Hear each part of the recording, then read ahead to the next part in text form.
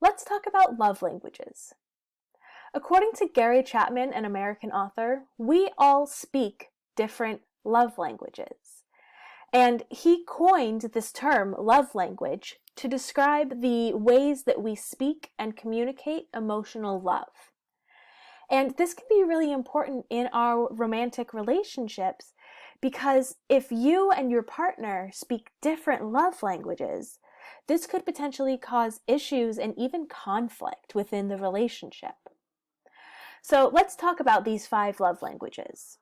The first of them is words of affirmation. Words of affirmation are literally using your words to affirm the relationship. So you're encouraging your partner, affirming them, appreciating them, doing those sorts of things, and literally saying things like, I love you and you matter to me, and using your words to demonstrate your love for the other person. If you are someone who speaks the love language of quality time, this means that you enjoy spending time with your partner, and that's how you love and grow with them. So this includes uninterrupted and focused time together, conversations, one-on-one time. And this can take place in the form of watching a show together, playing a game, going on a walk, those sorts of things. Another love language is receiving gifts. This is when you know that you are loved because of the things that you receive, because it shows you that your partner is being thoughtful of you, that they are thinking of you and the things that you might enjoy. So this can include receiving cards, trinkets, candy, etc. And these have to be really thoughtful gifts and gestures in order for them to communicate that love. It expresses gratitude, right? Another love language is acts of service. These are little chores that you do for your partner that makes their life slightly easier. So it demonstrates that you want to help them and lighten their load a little bit. This can include things like driving you to and from somewhere, folding the laundry that they left in the dryer, filling up the car with gas, cleaning the dishes when it was their night to clean the dishes, right? Little things that just show them that you want them to relax or you want to lighten their load a little bit. And finally, we have physical touch. Physical touch is just what you think, right? It's actually physically touching one another. So this includes things like hugging, holding hands, cuddling, kisses, etc. And different people will lean more on one or more of these different love languages.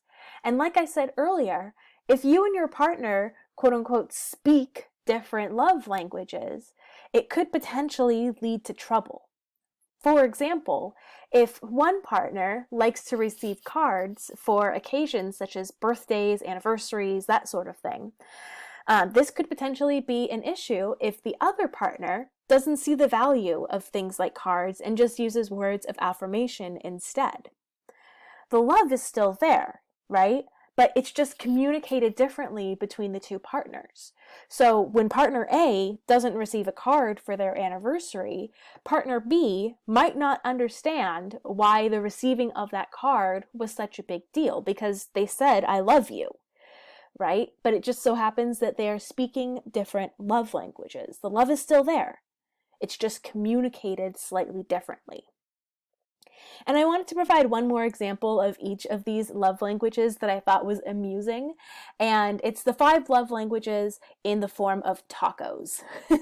So with words of affirmation, we say that your tacos are delicious, right? Affirming that the tacos taste really good. Act of service, I made you tacos. Receiving gifts, here's a taco, right? Giving the taco as a gift. Quality time, let's go out for tacos together. And physical touch, let me hold you like a taco. So that last one doesn't quite work, but I thought that it was amusing nonetheless, and it might give you a way to remember all of the different love languages. So One last time, they are words of affirmation, quality time, receiving gifts, acts of service, and physical touch. And I encourage you to think about what your love language might be, and if you're in a romantic relationship, what the love language of your partner might be, and whether or not those two match up. Because if you're speaking different languages, it might explain some of the conflicts that you've had in the past.